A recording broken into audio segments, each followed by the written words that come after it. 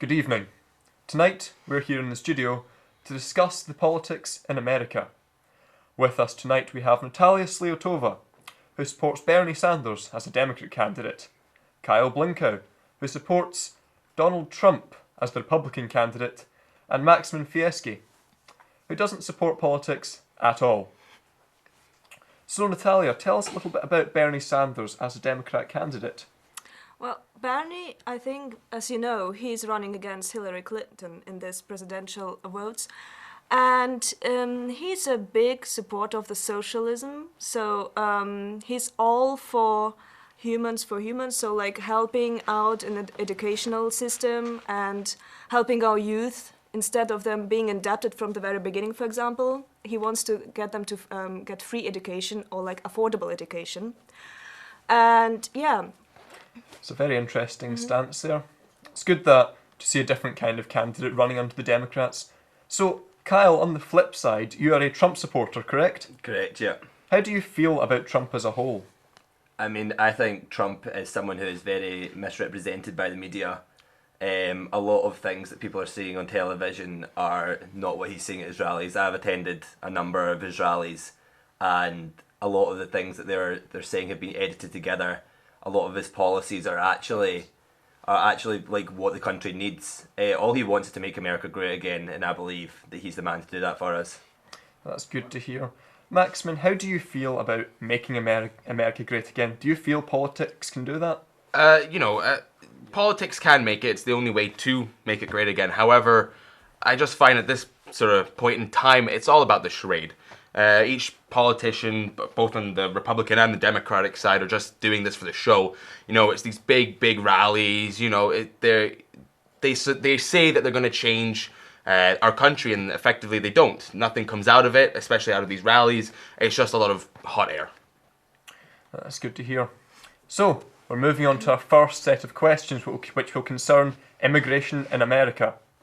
So, Kyle, as a Trump supporter, Trump has often said that he wants to build a wall to stop immigrants coming through from Mexico.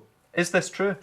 I think what a lot of people don't understand at this wall he's talking about is really just a metaphor. Donald Trump has discovered that there's about 11 million people living in the US that are there illegally. Now, what Trump wants to do is he wants to remove these people that are there legally and put them through a process to allow them to enter back into the country. So this wall that he's talking about, it's not a literal wall. It's a metaphor to bring the people out and prevent the ones who are not meant to be there from coming back in again. Yeah, there's no way that he would actually build a wall. A lot of people just take that and they think it's real and make him seem like a bad person. What he really wants to do is just make sure that everyone living in the country is there legally and make it safe again. That's good. A safe country is a good country. So Natalia, how do you feel about Bernie Sanders' approach to immigration? Well, first of all, he doesn't want to build a wall, either metaphorical or a real one.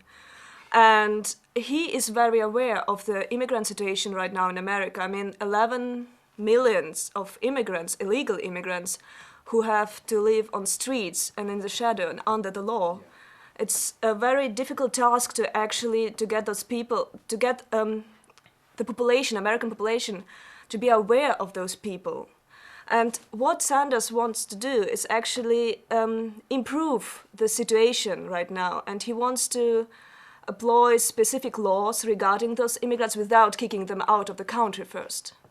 So it's all about awareness and also helping out those people instead of like kicking them out first and then try to regain them back. Maximin, do you feel like politics has the ability to help immigrants, or do you feel everyone should be able to just travel in and out of the country at will? Well, obviously, you need to have border control and stuff. That's evident for security reasons.